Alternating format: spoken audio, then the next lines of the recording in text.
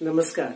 आज इस वीडियो में मैं आपको जो हिंदी वर्णमाला के व्यंजन हैं उनका वर्गीकरण जो उच्चारण की दृष्टि से किया गया है उसकी व्याख्या करूंगा। जो इसके दो भेद हैं, उच्चारण स्थान के आधार पर व्यंजन वर्णों का वर्गीकरण और दूसरा है श्वास की मात्रा के प्रयत्न के आधार पर। जो पहला भेद है उच्चारण स्थान के आधार पर, इसके लिए मैंने एक वीडियो पहले से बनाई हुई है। इस वीडियो में उसका लिंक दिया हुआ है, आप उसको देख सकते हो। दूसरा जो भेद है प्रयत्न के आधार पर, प्रयत्न के आधार पर जो भेद है इसकी व्याख्या इस वीडियो में मैं कर रहा हूं। इसके दो भेद किए गए हैं। एक है स्वर तंत्री में कंपन के आधार पर।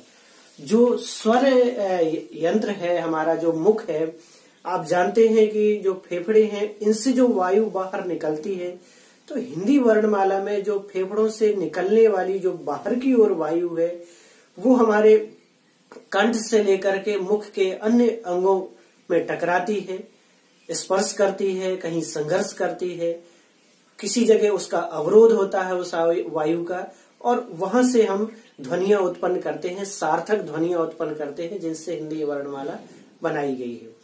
तो ये आप समझ गए होंगे।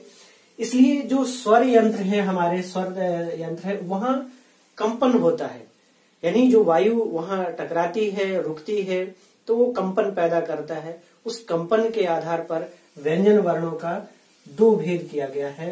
एक है सघोष वर्ण और दूसरे होते हैं अघोष वर्ण।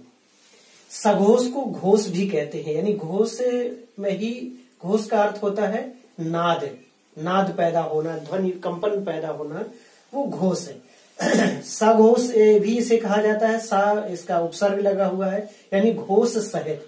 तो आप अगर इसमें भ्रमित ना हो, घोष या सघोष दोनों एक ही है, कोई एक ही आप पढ़ेंगे।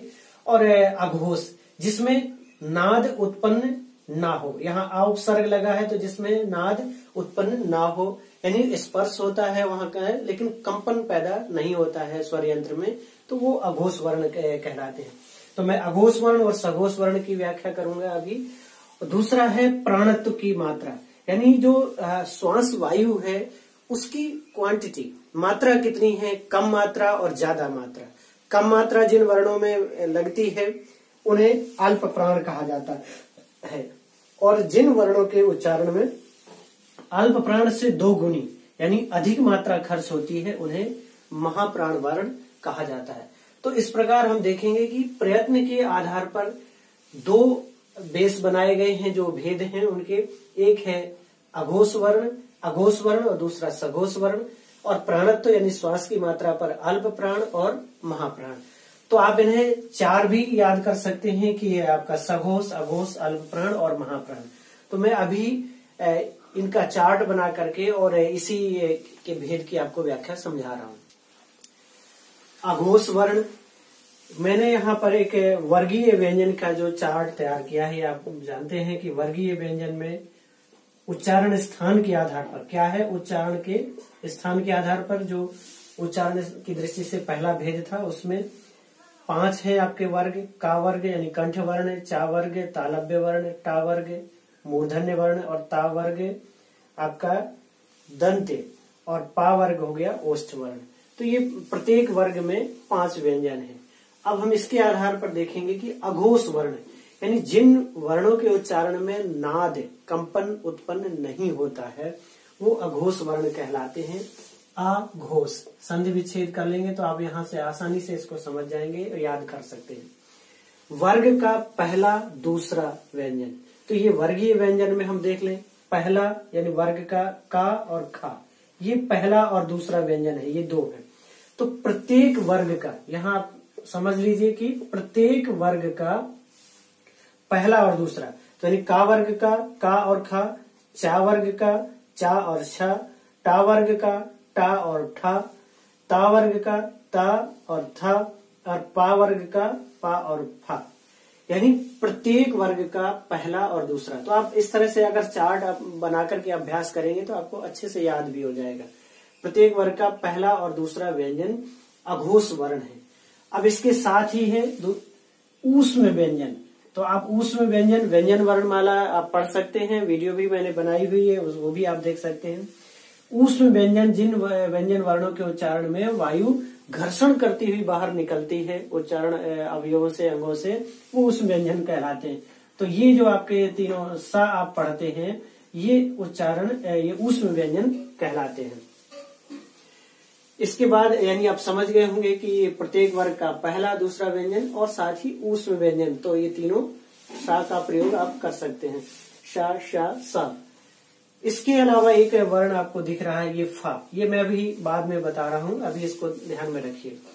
सघोष वर्ण, अब इसको आप समझ जाएंगे, घोष वर्ण या सघोष वर्ण एक ही है, यानी जिन वर्णों के उच्चारण में आपका नाद उत्पन्न हो रहा है, कंपन उत्पन्न हो रहा है, फेफड़ों से जो वायु आती है स्वर यंत्रियों में, जहां भी वो अवरोध पैदा होता है या रुकती है या घर्षण करती हुई आती है, जैसे भी आती है, वहां वो स्वर यंत्रियों में कंपन पैदा करती है, जो भी अंग है वो, तो वो सघोष वर्ण कहलाते हैं। अब वर्गीय व्यंजन के चार्ट से ही आप देख लीजिएगा कि वर्ग का, यानी यहाँ भी वही है, प्रत्येक वर्ग का तीसरा, चौथा और पांचवा वर्ण, तीसरा, चौथा और पांचवा वर्ण सघोष वर्ण होते हैं। तो यहाँ पर देखेंगे पहले वर्ग में गा, घा, अंगा, जा, झा, इया, डा, ढ़ा, णा, दा, धा, ना, बा, भा, मा। तो ये अब यहां से आप देखिए कि विभाजन एक तरह से इस तरह का हो गया, इसमें अदृश्य विभाजन आप देख सकते हैं कि जो पहला और दूसरा वर्ण है प्रत्येक वर्ग का, वो अघोष वर्ण है, और तीसरा, चौथा, पांचवा जो वर्ण है वो सघोष वर्ण है कहलाते हैं। अब इसके साथ ही अंतस्थ व्यंजन, अंतस्थ व्यंजन क्या है? जिन वर्णों को अर्ध स्वर भी कहा जाता है, यानी ना वो पूरी तरह से स्वर है ना व्यंजन, तो अर्ध स्वर या अर्ध व्यंजन, लेकिन उनके लिए एक ये नाम ज्यादा उपयुक्त है, अंतस्थ व्यंजन। ये कौन से हैं? या, वा, रा, ला और हा, ये आपके अंतस्थ व्यंजन है जो सघोष वर्ण कहलाते हैं, यानी इनके उच्चारण में कंपन उत्पन्न होता है। अब मैंने जो ये वर्ण लिखे हुए हैं आप देखिएगा, ये वर्गीय व्यंजन का विभाजन हो गया, ऊष्म व्यंजन का हो गया, अंतस्थ व्यंजन का हो गया। अब आप देखते हैं कि आपकी हिंदी वर्णमाला में ये डा और ढा के नीचे बिंदु लगाते हैं, इन्हें इसे नुक्ता कहा जाता है। नुक्ता आप को अलग से बताया जाएगा, विशेष रूप से पूरा वीडियो बनाएंगे। डा और ढा में नुक्ता, तो ऐसे आपके हिंदी वर्णमाला में बहुत से शब्द हैं जो हमने दूसरी भाषाओं से लिए हैं।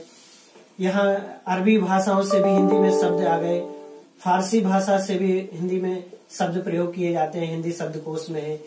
अरबी और फारसी शब्दों को लेकर के ही उर्दू भाषा का विकास हुआ है हिंदुस्तान में। उर्दू हिंदुस्तान की भाषा है, लिपि उसकी फारसी है, तो उर्दू शब्दावली के भी कुछ शब्द जो बहुत ही व्यवहारिक है, कॉमन है, वो हिंदी में प्रयोग किए जाते हैं। अन्य विदेशी भाषाओं के भी हिंदी में शब्द लिए गए हैं, तो उनके सही उच्चारण के लिए, उनके मूल स्वरूप का उच्चारण करने के लिए कुछ स्वरों में हमने नुक्ता लगाकर प्रयोग किया जाता है, जैसे का, खा, गा, जा और फा। ये विदेशी अरबी फारसी शब्दों को प्रकट करने के लिए, उनके मूल भाव को प्रकट करने के लिए प्रयोग किया गया है। और कुछ ऐसे शब्द हैं हिंदी में जिनमें हम डा और ढा के नीचे इसमें नुक्ता लगा करके उपयोग करते हैं। कई बार क्या होता है, आप जब हिंदी वर्णमाला की पढ़ते हैं कि हिंदी वर्णमाला में कितने शब्द हैं, कितने व्यंजन हैं, तो अक्सर कंफ्यूजन यहाँ बढ़ जाता है, क्योंकि बहुत से बुक्स में क्या होगा कि डा और ढा को इसके साथ जोड़ दिया जाएगा, डा और ढा। इसके लिए आप शब्द देखिएगा, जैसे आप लिखते हैं गुड़िया लिखते हैं, तो गुड़िया में आपका ये नुक्ता वाला शब्द प्रयोग होता है, ये आप देखते हैं। आप गढ़ लिख रहे हैं तो गढ़ में ये नुक्ता वाला शब्द प्रयोग होगा, वर्ण प्रयोग होगा। तो इस तरह से बहुत सी शब्दावली है जहां इनका प्रयोग, उसको वर्णमाला में अगर आप गिनते हैं तो आपकी संख्या बढ़ जाती है, नहीं गिनते हैं, हम इसका ही एक नया रूप मान ले उपयोग किया जाने वाला, तब इसकी संख्या 44 ही रह जाती है, और अगर हम जोड़ते हैं तो फिर ये संख्या बढ़ने लगती है।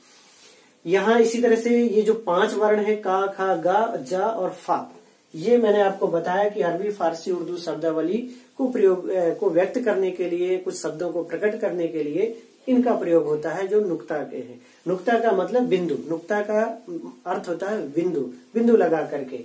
तो इन्हें भी हम अघोष और सघोष वर्ण के आधार पर विभाजित किया गया है। तो आपको यहाँ जो मैंने कहा था कि फा को अभी छोड़ते हैं, तो ये अघोष वर्ण में आ गया। ये फा किस में आ गया? अघोष वर्ण में आ गया। इसी तरह से डा और ढा और जा, ये 3 वर्ण इसमें आ जाते हैं आपके सघोष वर्ण में। और ये जो 3 वर्ण है, ये अपने वर्ग के हिसाब से ही दोनों में प्रयोगित किए जाते हैं।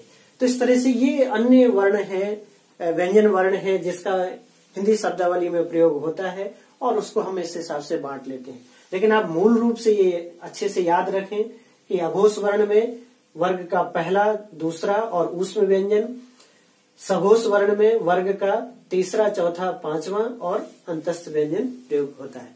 अब आप समझिए अल्प प्राण और श्वास की मात्रा के आधार पर, जिसे हम प्राणत्व कहते हैं। हमारे प्राण का आधार क्या है? श्वास वायु। इसलिए श्वास या प्राण एक ही शब्द है। क्योंकि व्याकरणिक भाषा में हम प्राणत्व या प्राण ज्यादा उचित है। तो श्वास की जो मात्रा होती है वो किसी वर्ण, व्यंजन वर्ण के उच्चारण में कम लगती है और किसी में ज्यादा लगती है। तो जिन शब्दों के उच्चारण में जो हमारी श्वास की मात्रा है वो अल्प लगती है, अल्प माने थोड़ी अर्थात कम, उन्हें अल्प प्राण कहा जाता है।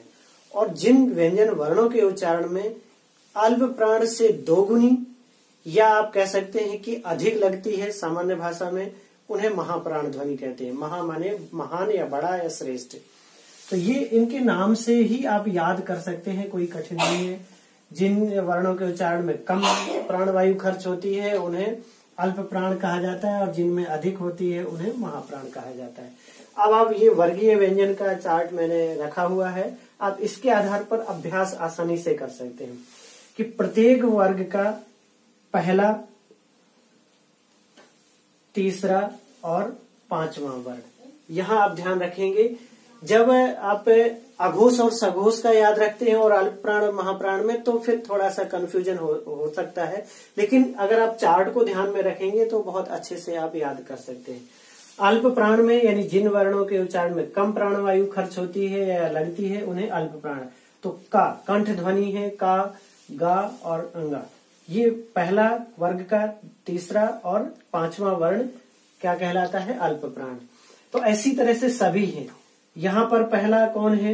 ये चा, जा और इया, टा, डा और ण। इसी तरह से ता, दा, धा और न, पा, बा और मा। तो आप अपने पुस्तक में, कॉपी में जब अभ्यास करें तो कैसे भी आप डिजाइन कर लें या रख लें, चिन्हित कर लें कि वर्ग का पहला, तीसरा और 5वां वर्ण अल्प प्राण कहलाता है। इसी प्रकार प्रत्येक वर्ग का दूसरा और चौथा वर्ण, दूसरा और चौथा वर्ण क्या है? महाप्राण है। ये महाप्राण वर्ण है, महाप्राण ध्वनि है, और ये अल्प प्राण ध्वनि थी। तो आप इसको इस तरह से भी लिख करके याद कर सकते हैं आसानी से। तो इसका प्रत्येक वर्ग का दूसरा यानी खा और घा, ये क्या है? महाप्राण ध्वनि। इसी तरह से छ और झा, ये महाप्राण ध्वनि है। ठा और ढा, ये महाप्राण ध्वनि हो गई। था और धा महाप्राण ध्वनि। फा और भा महाप्राण ध्वनि। तो प्रत्येक वर्ग का दूसरा, ये आपके ये क्या हो गए? प्रत्येक वर्ग के दूसरा हो गया ये प्रत्येक वर्ग से, और यहाँ पर प्रत्येक वर्ग से चौथा, यानी ये 2 है। ये दोनों ग्रुप आकार जो आप देख सकते हैं ये क्या बन गए? महाप्राण ध्वनि। ये महाप्राण है। और प्रत्येक वर्ग का पहला, तीसरा और 5वां अल्प प्राण। तो बहुत ही आसान है इसको समझना और इसकी परिभाषा को समझना। जिन वर्णों के उच्चारण में कम प्राणवायु खर्च होती है अल्प प्राण, जिन वर्णों के उच्चारण में अल्प प्राण से 2 गुनी मात्रा खर्च होती है वो महाप्राण ध्वनि कहते हैं। तो आपने इस वीडियो में देखा कि मैंने 2 तरह से भेद आपको बताए हैं, जिसमें अघोष वर्ण, सघोष वर्ण, अल्प प्राण और महाप्राण। इनका आप अभ्यास करेंगे तो अवश्य ही आपको समझने में आसानी होगी और आपको याद हो